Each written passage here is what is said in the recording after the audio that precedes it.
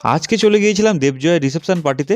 আমরা থিয়েটারের টিম যখন একে একে ভেতরে ঢুকছিলাম তখন দেখতে কিন্তু বেশ ভালোই লাগছিল, কিন্তু বিয়ে বাড়িতে ঢুকেই আমার নজর একদম খাওয়া দাওয়ার উপরে। যত রকমের স্টার্টার ছিল সব কটা আইটেম খেয়েছি, বাট প্রন আর গন্ধরাজ চিকেনটা বেশি করে খেয়েছি, ওটা হেভি লেগেছিল।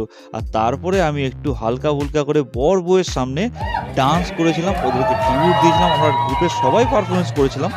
এরপর মেন কোর্সের দিকে অ্যাটাক করে দিয়েছিলাম। যতই হোক আমাদের থিয়েটারের ডিরেক্টরের ছেলের বিয়ের বলে কথা, আর এমনিতেও স্যার আমাদের যথেষ্ট স্নেহ করেন, তাই নিজে দাঁড়িয়ে থেকে আমাদের সকলকে খাইয়েছিলেন। সব কটা আইটেম আমি গুছিয়ে গুছিয়ে খেয়েছি, আর বিশেষ করে ভেটকি পাতুরিটা অসাধারণ ছিল। আর শো স্টপার বাসন্তী পোলাও আর মটন কষা, আহা হা আহা, এসাদের ভাগ হবে না। তারপরে যত রকমের ডেজার্ট ছিল সবগুলো আইটেম খেয়েছি, সিকাঞ্জি খেয়েছি, পান মুখে নিয়ে ঝটপট করে কয়েকটা ছবি তুলে সোজা বাড়ি। ভিডিওটা ভালো লাগলে অবশ্যই like, comment, share and subscribe করে দিও।